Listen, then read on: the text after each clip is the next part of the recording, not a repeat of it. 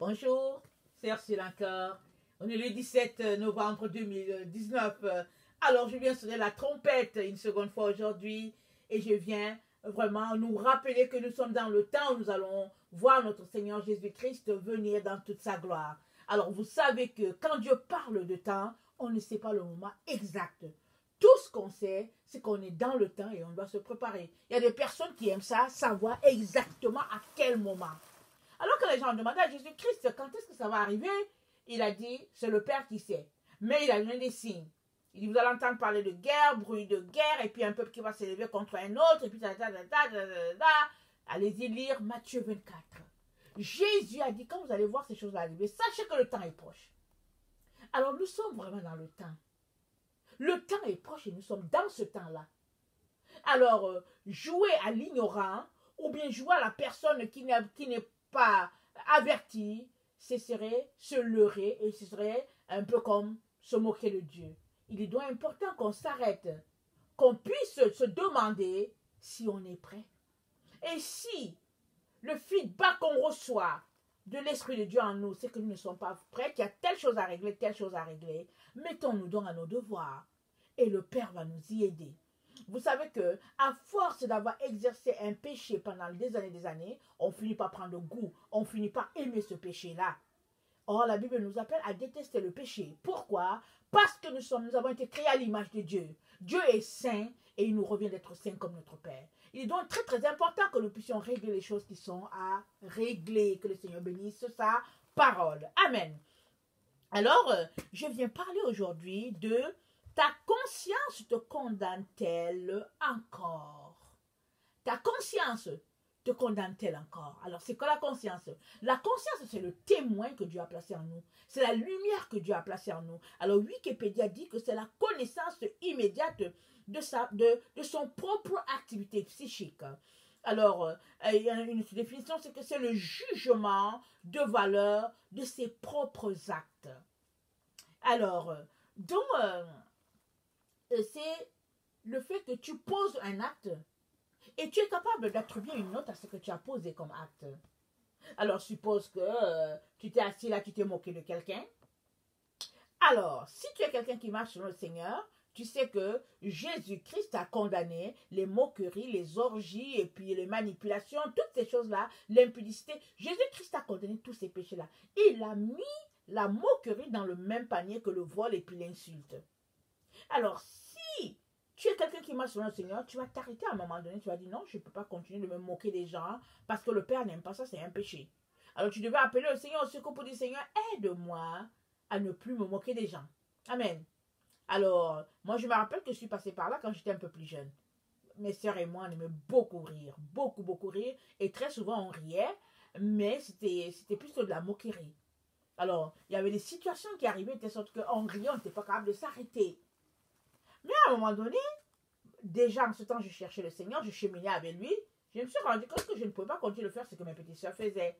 Mais quand on était entre nous, je leur disais, il faut qu'on arrête, c'est pas correct. Mais elles disaient, oh oui, c'est vrai, ça fait rire. Mais elles n'arrivaient pas à arrêter. Finalement, moi, j'avais une relation avec le Seigneur. Je pratiquais ma relation avec le Seigneur. Je ne pouvais pas continuer avec elle. Alors, j'ai commencé à m'éclipser. Chaque fois que je voyais venir une situation où il y aurait une situation de moquerie, je m'éclipsais. Et puis, je criais au Seigneur. Et le Seigneur m'a aidé. Alors, donc, vraiment, je donne cet exemple lointain là, parce que j'ai parlé de moquerie. Mais c'est un exemple qui m'est venu comme ça. Alors, la conscience, c'est le témoin que Dieu place en nous. Et c'est là à tous les jours, à tout moment. Tout moment. Et plus tu es proche de Dieu, plus ta conscience est très aiguisée. Mais à certains moments, elle est endormie. Elle est somnolente. On a l'impression qu'elle n'est plus là, mais c'est parce que tu t'es endurci par rapport aux choses de Dieu, alors le Saint-Esprit ne te parle plus. Alors, suppose que tu es quelqu'un qui est versé dans l'impudicité sur Internet, exemple. Alors, tu es quelqu'un d'impudique. Excusez-moi, j'ai encore un peu les problèmes avec ma gorge, mais bon, par la grâce de Dieu, je peux parler. Alors, supposons que tu es quelqu'un qui a un problème avec l'impudicité. Tu as quelqu'un qui est immoral. Alors, donc, quand tu vas sur Internet, malgré tes efforts pour, tu te retrouves quand même à cliquer certaines vidéos. Alors, si tu marches vraiment avec le Seigneur, tu devrais crier à lui. Tu devrais aller trouver quelqu'un d'autre pour lui dire, écoute, mon frère, ma soeur, j'ai tel problème.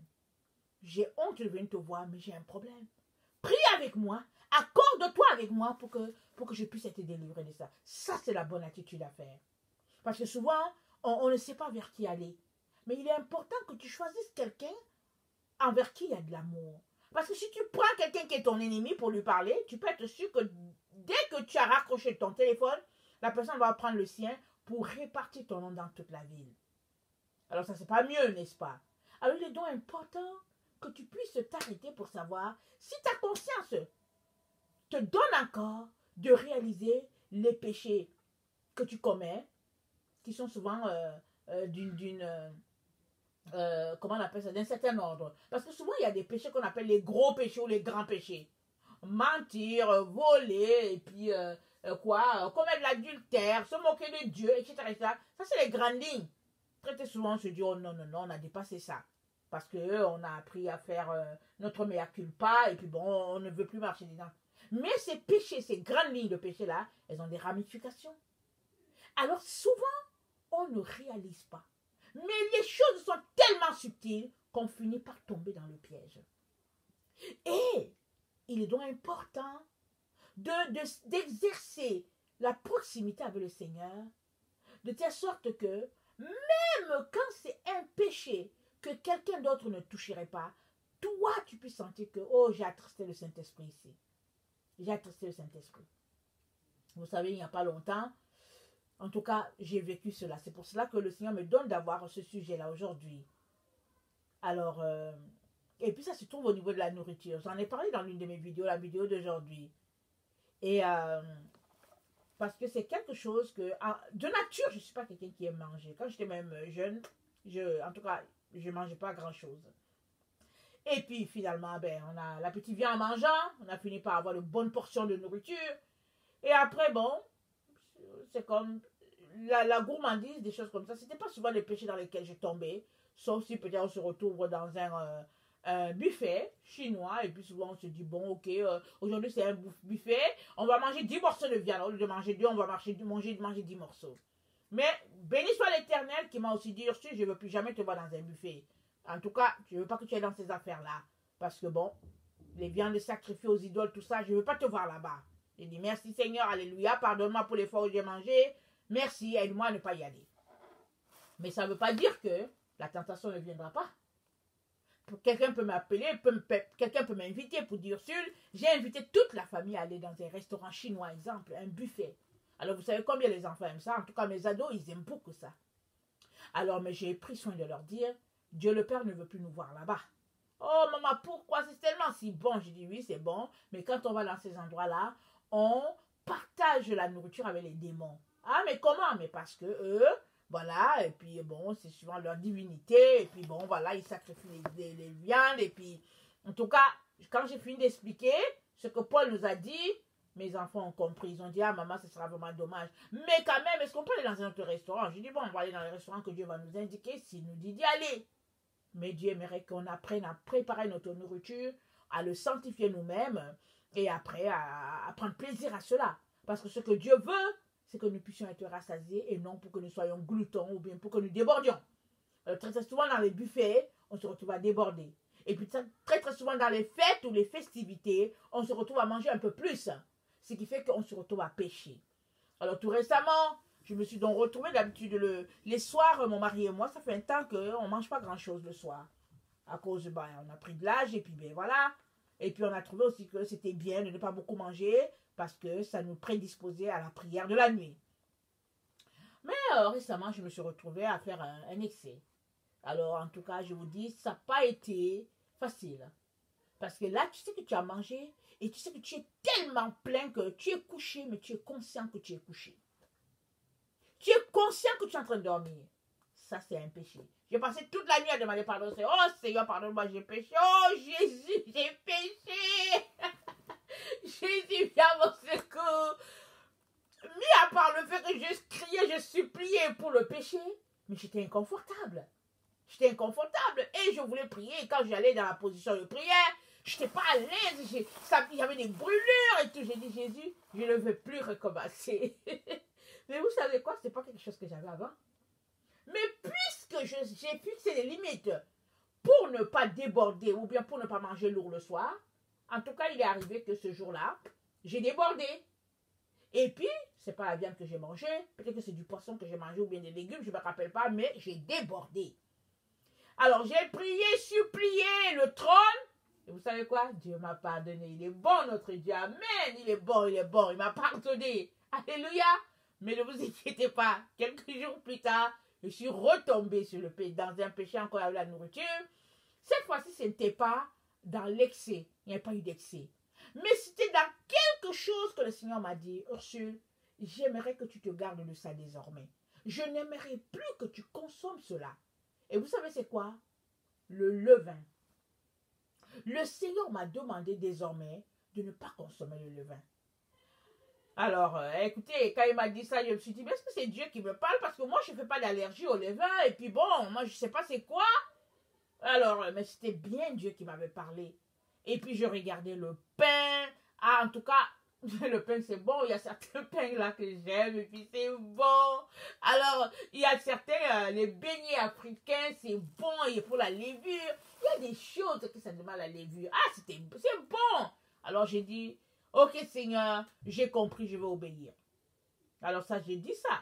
Mais maintenant, dans une situation où je me suis retrouvée, j'ai fait des beignets, j'ai fait ceci, j'ai fait cela. Et puis, ben, j'ai voulu goûter un peu. Et puis, oh non, c'est trop bon, Jésus, c'est trop bon. J'ai mangé 1, 2, 3. Et puis, c'est comme, Jésus, en tout cas, Seigneur, en tout cas, si j'ai péché, mais Seigneur, c'est tellement bon. Mais, en tout cas, il n'y a pas une autre façon, Seigneur. Mais il n'y a pas une autre façon. Il n'y a pas une autre façon. Le Seigneur s'attend à ce que je ne consomme pas le levain. Alors, qu'est-ce qui fait que je n'arrive pas à je ne veux pas laisser ça aller? Parce que d'habitude, je ne suis pas quelqu'un qui suis porté vers ces choses-là. D'habitude, j'ai mangé les fruits, les légumes, et puis bon, je prends peut-être un bout de pain. Et là, comme je sais que Dieu m'a demandé de m'abstenir de ces choses, là, j'ai dit, subitement, j'ai envie de manger des choses qui sont à base de levain. Tout cela pour dire que il nous revient de laisser, ou bien d'aller dans le sens de ce que Dieu nous dit, pour que notre conscience continue de nous parler, de nous gronder. Alors, quand je suis allée fouiller, quand je suis allée chercher l'explication hébraïque de levain, j'ai vu que le levain, c'était comme du péché. C'est-à-dire que quand Jésus a dit, méfiez-vous du levain du pharisien, il était en train de leur dire, méfiez-vous du péché des pharisiens. Et leur péché, c'était l'hypocrisie. Alors, leur péché en particulier, c'était l'hypocrisie. Alors, comment ils faisaient grossir une histoire? Ils grossissaient l'histoire, l'histoire n'en finissait pas. Alors, tu regardes l'histoire, il n'y a pas d'histoire, hein? Mais ils grossissent cela. Alors, le levain, ça sert à monter la pâte. Alors, si tu as mis une pâte, par exemple, de 3 tasses de farine, finalement, avec le levain, tu as l'impression que tu as 10 tasses de farine. Et pourtant, c'est les mêmes 3 tasses là que tu as mis. C'est tout simplement que le levain a aidé à faire gonfler la pâte. Et, spirituellement parlant, le levain, c'est le péché. Alors, quand tu consommes le levain, tu es en train de consommer du péché. Alors, vous savez que tout ce que nous faisons a une explication spirituelle avant d'avoir une explication naturelle. Alors, la Bible dit que, il a dit à Israël, l'endroit que ton pied va fouler, tu vas le posséder. C'est ça que Dieu a dit à Israël. L'endroit que ton pied va fouler, tu vas le posséder.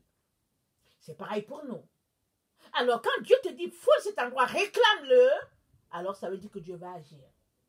Alors, si toi, tu passes ton temps à confesser que tu consommes du levain, qui est synonyme du péché dans le monde spirituel, alors tu es tout simplement en train de dire, bon, je prends plaisir au péché, je consomme le péché, je prends plaisir. Alors, Dieu nous amène à dépasser ce niveau-là dans notre vie, afin que nous puissions nous concentrer à ce que Dieu aime. Et aussi, quand on met le levain, on fermente la pâte. Il y a un type de fermentation qui fait que on change la nature de la pâte. On la change et puis elle devient différente. Et Quand tu mets du levain dans ton corps, tu changes le naturel, la sainteté de ton corps, tu le changes. Parce que Dieu nous a appelés à être saints dedans comme dehors. Alors, nous sommes appelés à être saints dans ce que nous mangeons, dans ce que nous consommons, dans tout ce que nous faisons. Alors, si maintenant nous avons décidé de nous aligner à une vie de sainteté avec la nourriture, l'alimentation, il est donc aussi important qu'on en tienne compte jusque dans les plus petits détails. Alors, le levain, c'est un type de fermentation.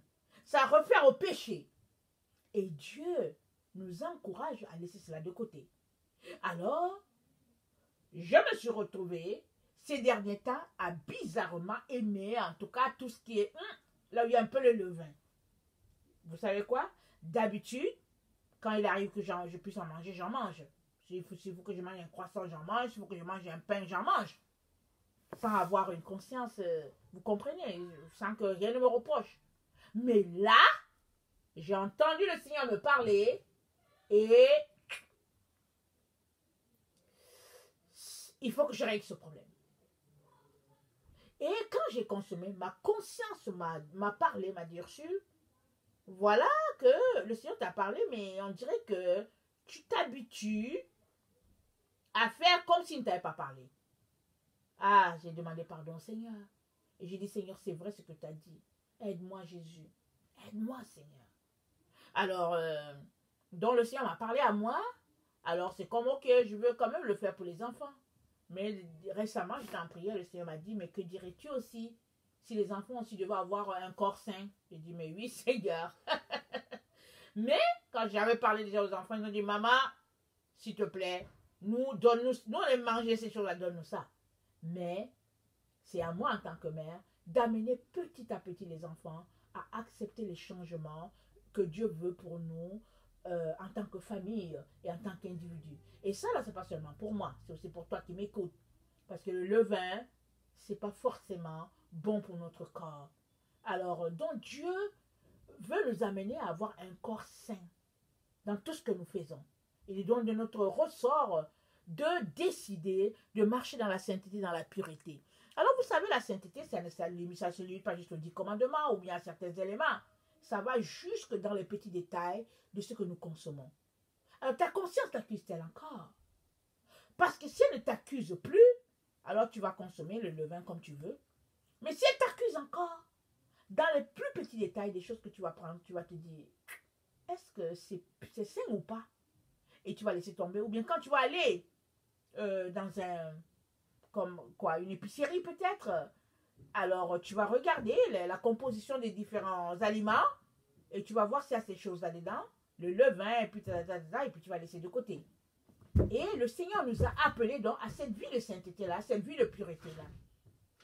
Alors quelqu'un que la conscience n'accuse plus, il va faire comme il entend. Mais quelqu'un dont la conscience, ou bien quelqu'un à qui la conscience parle encore, ou la conscience fait le reproche, une telle personne est tout simplement encore connectée à Dieu. Et il est important que nous soyons ce type de chrétiens-là qui allons dans le sens de notre conscience. Parce que la conscience est le témoin que Dieu a placé en nous. C'est la lumière que Dieu a placée en nous. Alors, il est là pour nous conduire dans la vérité, pour nous conduire dans la direction que le Seigneur veut, afin que nous soyons conformes à sa volonté. Amen. Alors, 2 Corinthiens 5, le verset 11 nous dit ceci. 2 Corinthiens 5, le verset 11. Connaissant donc la crainte du Seigneur, nous cherchons à convaincre les hommes. Dieu nous connaît et j'espère que dans vos consciences, vous connaissez aussi. Je répète, c'est Paul qui parle, 2 Corinthiens 5, le verset 11. Connaissant donc la crainte du Seigneur, nous cherchons à convaincre les hommes. Dieu nous connaît. Et j'espère que dans vos consciences, vous connaissez aussi.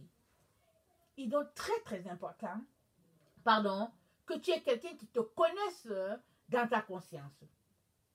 Parce que si tu ne te connais pas dans ta conscience, Tu ne sais pas ce qu'elle est en train de te dire. Tu es fermé à ce qu'elle est en train de faire. Mais si tu te connais dans ta conscience, à partir du moment où tu vas commencer à mal te sentir, tu vas dire, on dirait que j'ai fait quelque chose, j'ai fait une faute. Tu vas dire, ah, le Seigneur n'est pas content de moi, il y a quelque chose qui ne va pas.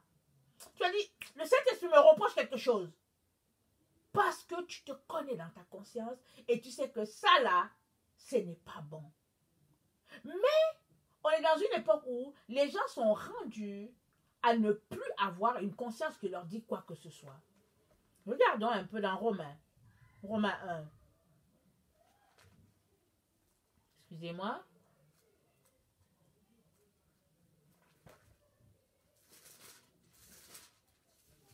Romains 1. Verset 21. Puisqu'ayant connu Dieu, ils ne l'ont point glorifié comme Dieu et ne lui ont point rendu grâce, mais ils se sont égarés dans leurs pensées et leur cœur sans intelligence a été plongé dans les ténèbres. Ce groupe-là, leur conscience ne leur dit plus rien parce qu'ils sont plongés dans les ténèbres. Et si du moins leur conscience leur dit encore quelque chose, ils font comme si ils n'ont rien entendu. Parce que il y a des moments où Dieu nous dit ce que tu as fait, c'est pas bien, audiblement. Mais très très souvent, dans sa relation avec nous, de père avec nous, c'est souvent, comment on appelle ça? C'est une communication d'intérieur à intérieur. On se sent mal. On n'est pas à l'aise. Et très très souvent, quand ça arrive, c'est notre conscience qui est en train de nous dire que, oh, feu rouge, il faut s'arrêter. Feu rouge, ça ne va pas. Et quand ta conscience ne te reproche plus rien, ou bien quand ta conscience n'est plus capable de te dire si ce que tu as fait c'est bon ou pas, ça veut dire que tu t'es fermé à ce que l'Esprit te disait à longueur des années ou bien à longueur, au fait, des situations, selon les situations, et puis finalement, le Seigneur te laisse aller. Tu es perdu dans toute ta dépravation. Alors, la Bible... attendez, je vais chercher notre verset. Ok.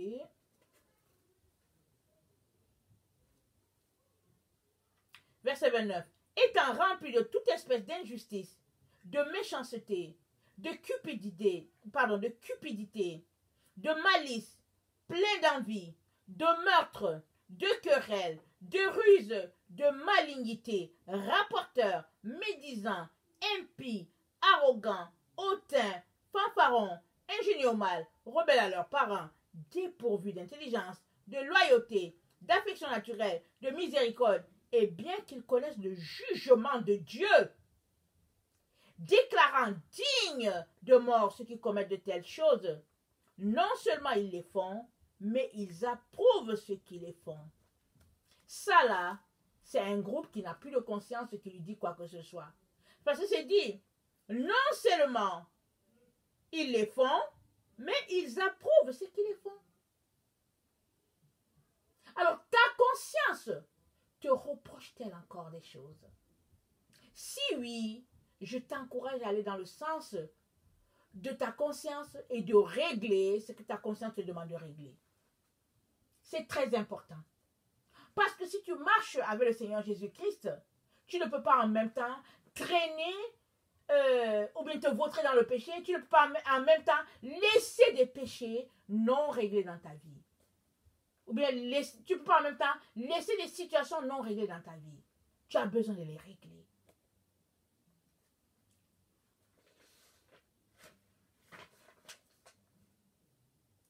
Corinthiens 6, attends, je pense que c'est ça. Non, c'est 2 Corinthiens 6, attendez, qu'est-ce que je raconte? 14 à 18. 2 Corinthiens 6, 14 à 18, je pense que j'ai le bon verset. Attendez. Ne vous mettez pas avec les infidèles sous un joug étranger, car quel rapport y a-t-il entre la justice et l'iniquité? Ou qu'y a-t-il de commun entre la lumière et les ténèbres? Quel accord y a-t-il entre Christ et Bélial? Ou quelle part a le fidèle avec l'infidèle? Quel rapport y a-t-il entre le temple de Dieu et les idoles? Car nous sommes le temple de Dieu vivant, comme Dieu l'a dit. J'habiterai et je marcherai au milieu d'eux. Je serai leur Dieu, ils seront mon peuple. C'est pourquoi sortez du milieu d'eux et séparez-vous, dit le Seigneur. Ne touchez pas ce qui est impur, je vous accueillerai. Je serai pour vous un père, et vous serez pour moi des fils et des filles, dit le Seigneur Tout-Puissant. Ayant donc de telles promesses, bien-aimés, purifions-nous de toute souillure de la chair et de l'esprit en achevant notre sanctification dans la crainte de Dieu. C'est la crainte de Dieu qui nous donne d'aller dans le sens que veut notre conscience. Parce que notre conscience nous dit, ce que tu as fait là, ce n'est pas bien. Alors ne te mets pas à te justifier. Ne dis pas que l'autre aussi le fait. Vas-y et règle ce que Dieu te demande de régler. Moi, le Seigneur m'a plusieurs fois dit, quand je te demande de faire quelque chose, ne me dis pas, telle personne, regarde comment elle est, regarde comment elle s'habille et tout. Il dit, obéis à ce que je te dis. Et puis laisse-les s'habiller comme ils veulent. Parce que c'est ta relation avec moi qui fait que je te montre le chemin. Alors si eux aussi, ils veulent la vérité, ou bien ils viendront vers toi et te demanderont, ils te poseront des questions, ou bien eux-mêmes questionneront le Père et le Père leur dira comment se comporter. Mais ne passe pas ton temps à dire que oui, j'ai vu tel pasteur, femme, et puis elle s'habille comme ça, et puis elle a tel type de bijoux, et puis le Seigneur dit, laisse ça. Toi, je te demande, débarrasse-toi de toutes ces choses-là qui sont abominations pour moi, et jette-les, brûle-les, voilà. Alors, le Seigneur nous a appelés à la sainteté. Et il dit, ayant donc de telles promesses, et c'est quoi les promesses? Il dit, attendez, les promesses, ça a commencé au verset 6. Le verset 2 dit, car il est dit, au temps favorable, je t'ai exaucé. Au jour du salut, je t'ai secouru. Voici maintenant le temps favorable, voici maintenant le jour du salut. Nous ne donnons aucun sujet de scandale en quoi que ce soit, afin que le ministère ne soit pas un objet de blâme. Mais nous nous rendons à tous égards, nous rendons à tous égards recommandables comme serviteurs de Dieu par beaucoup de patience dans les tribulations, dans les calamités, dans les détresses. Et Dieu dit, c'est pourquoi, verset 17, sortez du milieu d'eux. Tu ne peux pas en même temps marcher avec le Seigneur et en même temps marcher avec les personnes qui marchent dans l'injustice, qui sont ténèbres. Pourquoi?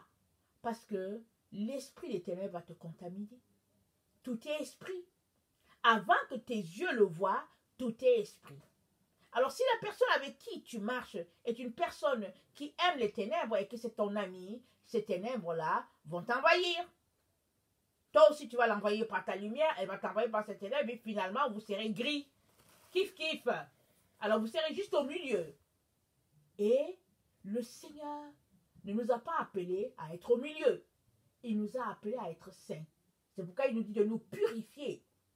Il dit, purifions-nous de toute souillure de la chair et de l'esprit en achevant notre sanctification dans la crainte de Dieu.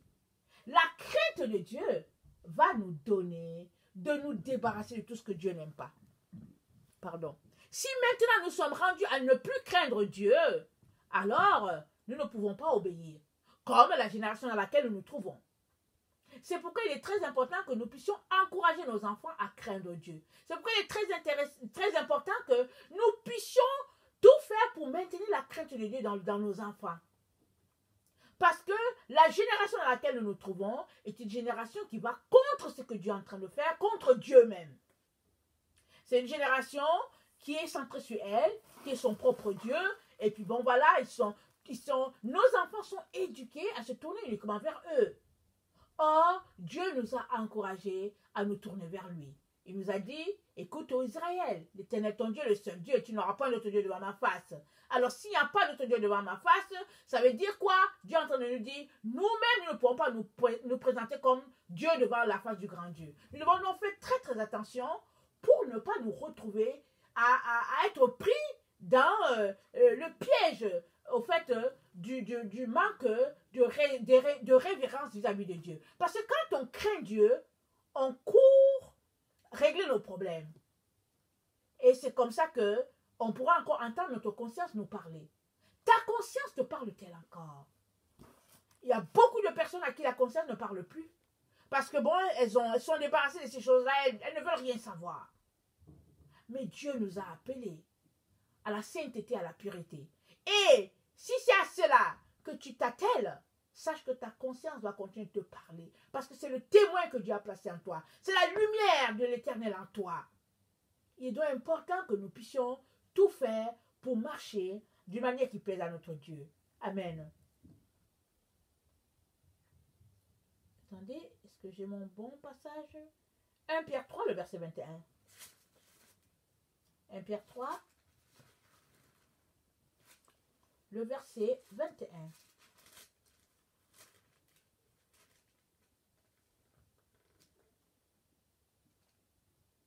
Cette eau était une figure du baptême qui n'est pas la purification des souillures du corps, mais l'engagement d'une bonne conscience envers Dieu et qui maintenant vous sauve, vous aussi par la résurrection de Jésus-Christ.